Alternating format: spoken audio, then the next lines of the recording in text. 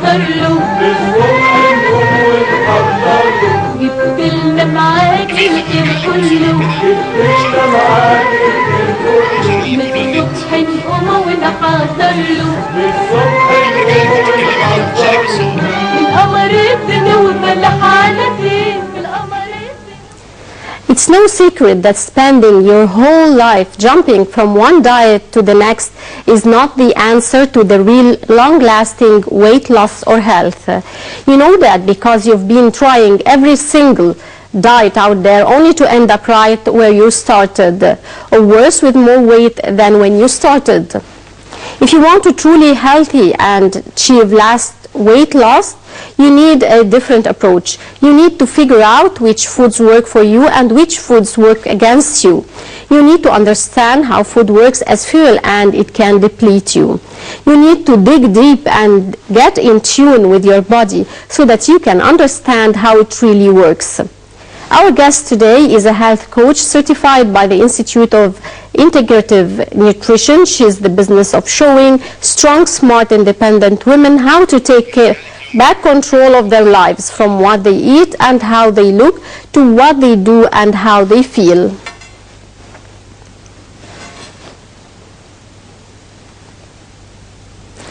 Welcome back, and we're glad to be joined today by Dana Denawi, health coach. Thank you for joining us and good afternoon.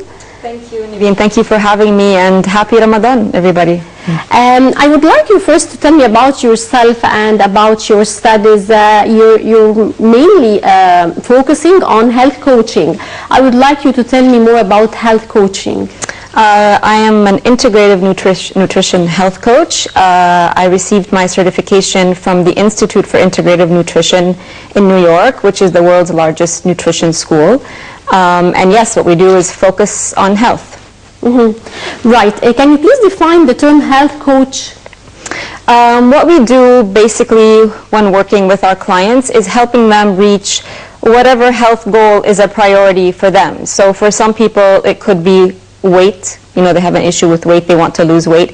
Some people have an issue with low energy. Some people have physical issues. So some people might have a problem like diabetes or high blood pressure or heart disease, where eating and your lifestyle can impact how those diseases develop. And so based on the client's needs, we help them reach these health goals.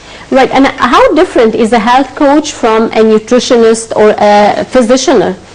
The main difference is that we don't look at health just from the nutrition point of view, for example, as a nutritionist would. We work with two very important concepts. One is called primary food and one is called secondary food. Secondary food is basically whatever you eat. Food, whatever you use to feed your physical body. And then we also work with another very important concept called primary food, which is basically everything that feeds your soul. So that would be your relationships, that would be your career, or the things that you love, the things that you're passionate about. That would be exercise, that would be spirituality. So we work at looking at all of those aspects of your life, and we see where there might be an imbalance in one of your primary foods. Because whether you know it or not, if you have an issue with one of your relationships, if your relationships are not mutually loving and mutually supportive, if you're in a career that you're not really excited about, you know, you wake up and go to work dreading it every day, if you don't move enough, you know, our bodies are made for movement on a daily basis. If you are not spiritual enough, consciously or unconsciously, you're going to look to food to fill in one of those gaps.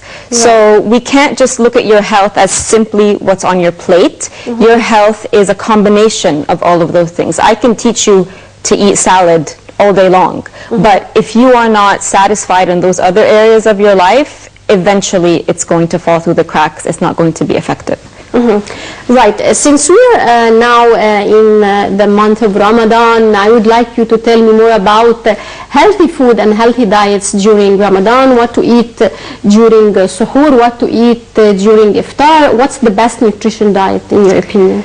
Well, first of all, I think it's important for people to first go back to the real point or purpose behind Ramadan, right, which is spirituality. If you focus on that, and remove the worry of I'm not eating, I'm not drinking, I'm missing my coffee, I'm missing my cigarette, I'm missing, you know, my bread, I can't wait to eat. So if you just start by focusing on, you know, why we fast to start with, it's to give the body a chance to rest from food, so you can focus on another part of you, so you can focus on your spirituality. So that's really important. When you shift that focus, you naturally will feel less hunger. You naturally will focus less and be waiting less, you know, for waqt al-fitar, you know, because you're filling yourself up on another level.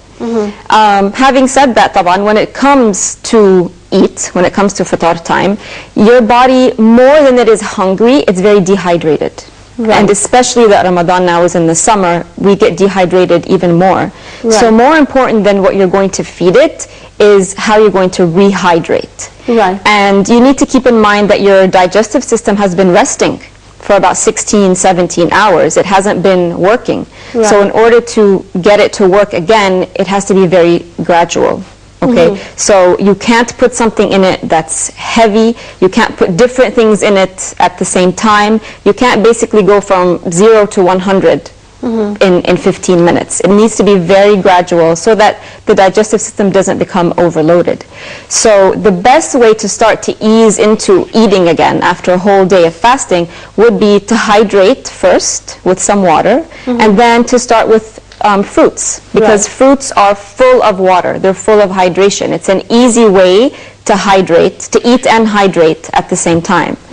Once you do that, give your body a chance to digest those fruits, a chance to take in that hydration, and then you can slowly eat your meal. So again, you would start with a salad, you would start with a soup, and eat very slowly.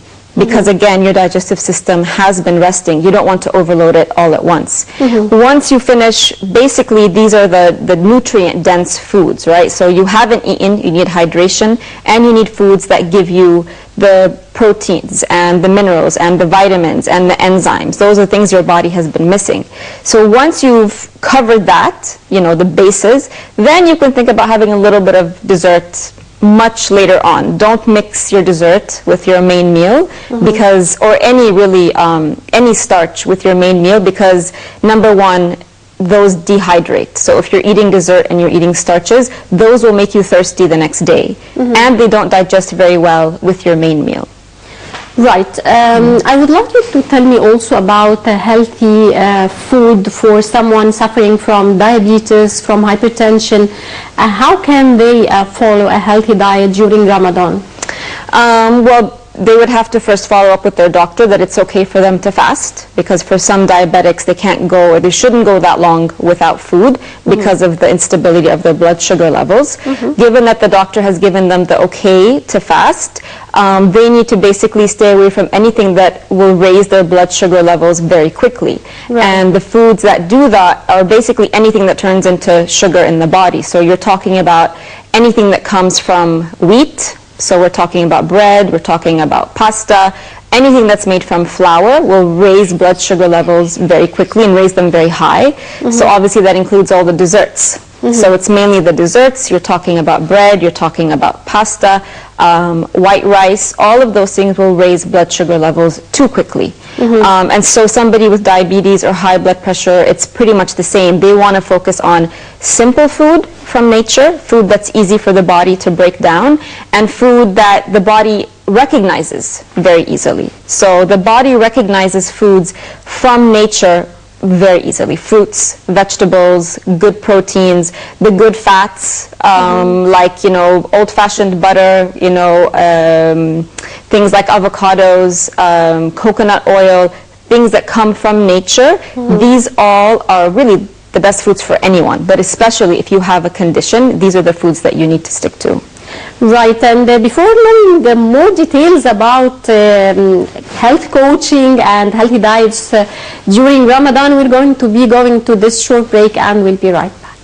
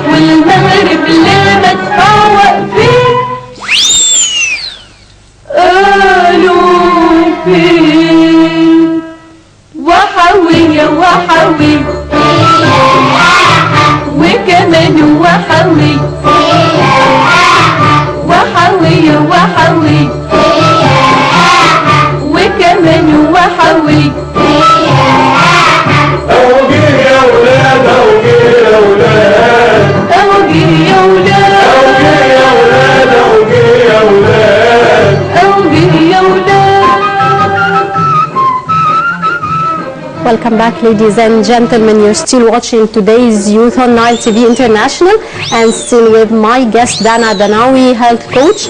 Dana, you were talking to me about the healthy diets, of course, during Ramadan, and the healthy food during suhoor and iftar, and how the body needs more the nutrition facts, and not eating much starch, and hydrating the body at the beginning of the iftar or suhoor. Exactly. I would like you also to tell me what's the best to eat between iftar and suhoor. If someone would like to eat a snack in between, what's the best thing? Well, ideally, once you've had your fatar, you would need to wait at least 3 hours for that meal to be digested. You can start drinking more water 1 hour after you've eaten.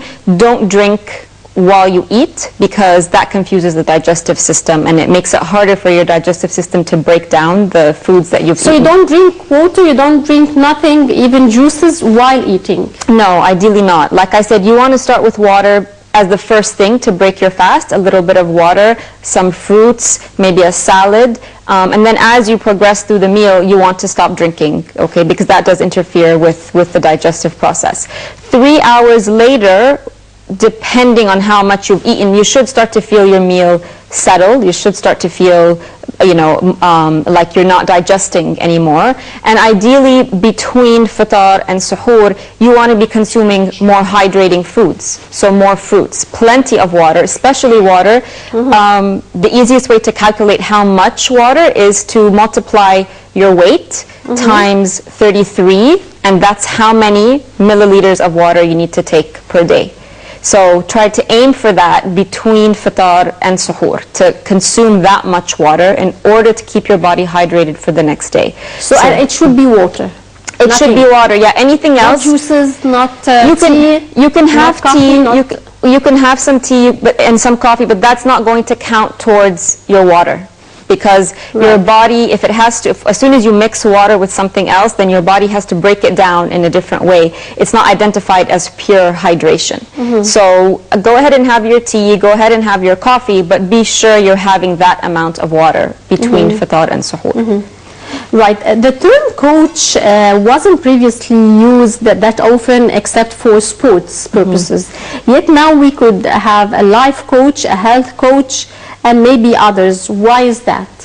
Because people need support. People need help. People need guidance. They need somebody, so to speak, on their team, somebody on their side to help them see where their blind spots are, where they think they might be doing everything right, but they don't understand why things are not moving in terms of their health the way they want them to. So it's our job as a health coach to support them, to motivate them, to see these blind spots and bring their awareness around to it, and to help them reach that health goal. How can we explore and appreciate the beauty in food and not just eating? I believe once you let yourself feel the power of food, you will automatically see the beauty in it. If you allow yourself to see food in a completely different way, that it's not just something we eat, it's not something we fear, right? So people fear eating because they might gain weight, or they control eating so that they don't gain weight. Once you remove all of these factors from food and look at it as a way to restore your body, as a way to rejuvenate your body, look at food as medicine. That's when you start to see the real power of food, and then you can see the beauty of food. So do you think there's a psychological aspect into food?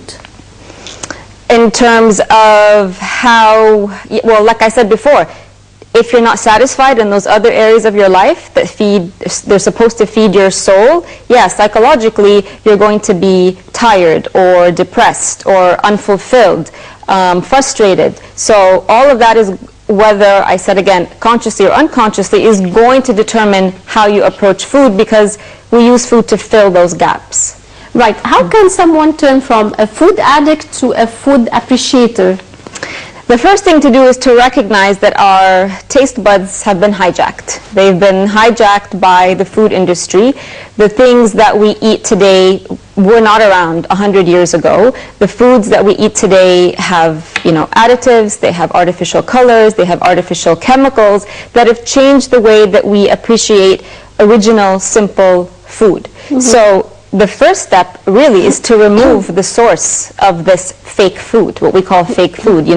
Anything that doesn't come straight from nature. You want to remove things that come in a package. You want to remove things that have colors and additives and ingredients that you can't pronounce. If something comes with a big long list of ingredients, that's not a pure food. That's something that's been manufactured and manipulated to make you enjoy it. And a lot of times food manufacturers will add certain additives to food that make these foods addictive. They make you go back to them again and again and again. So in order to retrain your taste buds, you need to go back to eating straight from nature. Right, and how can you train someone, like for example, most of our children are now addicts to fast food, for example. So how can we train them to go back to natural food? Depending on the age of the child, right? So if they're a child who's, somebody that you can talk to and reason with and explain, an older child, you could simply explain this to them. You could experiment with them. You could see what happens when they, stop eating the junk food, and how much better they feel physically, emotionally, mentally when they go back to eating food from nature. as parents, it's your job to lead by example either way. So whether you have older children, whether you have younger children, you have to be doing this first in order for your children to follow your example. With younger children, it's a little bit more difficult. So my recommendation for younger children, and I suppose also for older children and adults, is if you're not able to remove something at first, then put in the good stuff. So if you're not able to remove the junk, then be sure that at every meal you have fruits and vegetables. You have something from nature. To balance the fast food. Exactly. And then you can gradually phase out the things that are not so healthy. Right. How much would Ramadan help develop or block someone who is working on himself on a healthy diet? How can Ramadan fasting help him out? Could definitely help him out, because fasting, like I said, is a chance to give your digestive system a really long break. And all of our digestive systems can use a break. Our digestive systems are overloaded from the kinds of food that we eat. So if you've already started on your health journey, you've already taken steps to improve the kinds of food that you eat, and you continue that through Ramadan, this will only boost that. Because on top of you already eating things that are better for you, you're also giving your digestive system a really much needed break. Right. Ramadan also is usually a season of food. You see a lot of TV programs, more food commercials, and most restaurants prepares very special meals and I mean special suhoor and Ramadan and iftar food. Right. How would this kind of approach enhance or block someone also going on a diet? Unfortunately, this would deter their efforts, because again, this is playing on the whole emotional aspect of that you're starving during Ramadan. And so when you're hungry and it's almost time for iftar and you're watching all these shows or you're seeing all these commercials, all you can think of is, I can't wait to eat, I want to eat all of this food. Whereas, like we said at the beginning of the program, Ramadan is not about food. Ramadan is about spirituality. So if you keep reminding yourself about that and focus on the spirituality aspect, you won't be so tempted with the food. Of course, you can't avoid it altogether. It is a month of celebration. It is a month of, families and friends getting together. So what I always recommend to my clients is choose, choose the few outings, or the few invitations that mean the most to you. And the ones that are going to be with the people that are closest to you. It doesn't have to be that you eat out every single day or eat out suhoor every single suhoor.